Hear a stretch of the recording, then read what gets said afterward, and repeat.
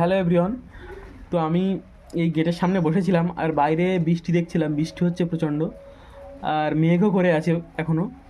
তো এই বৃষ্টি দেখতে দেখতে একটা কোশ্চেন মাথায় এসে গেল আমার, ভাবলাম তোমাদেরকে শেয়ার করি।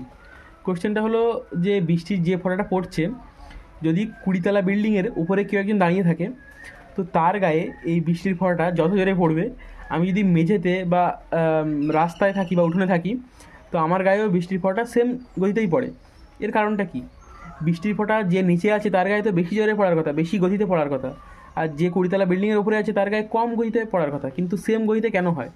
এর কারণটা যদি জানো তাহলে তোমরা কমেন্ট করো, আর যদি না জানো তাহলে আমি শর্টে বলে দিচ্ছি একটু। টার্মিনাল ভেলোসিটি এর অ্যান্সার হলো টার্মিনাল ভেলোসিটি, যেটা ক্লাস 11-এর ফ্লুইড মেকানিক্স যে চ্যাপ্টার আছে ফিজিক্সের, তাতে আছে।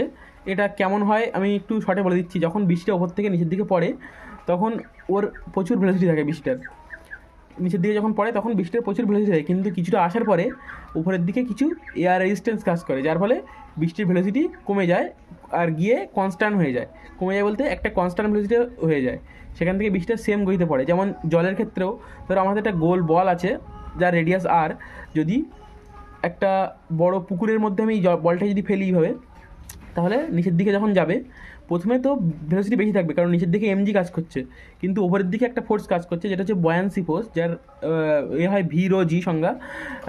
তো নিচের দিকে কিছু দূর যাওয়ার পরে এর ভেলোসিটি কনস্ট্যান্ট হয়ে যায়, যেটা হলো টার্মিনাল ভেলোসিটি।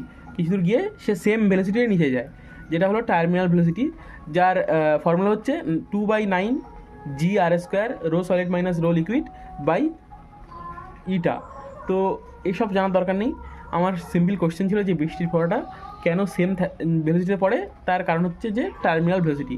আর টার্মিনাল ভেলোসিটির কনসেপ্ট যারা ক্লাস 11-এ পড়ছো ফিজিক্সে, তো ফ্লুইড মেকানিক্স চ্যাপ্টারে আছে। যদি তোমরা না জানো কোনো কনসেপ্ট ফিজিক্সে, তাহলে আমাকে কমেন্ট করবে, আমি খাতা কলমেও বুঝিয়ে দিতে পারি খুব ভালোভাবে।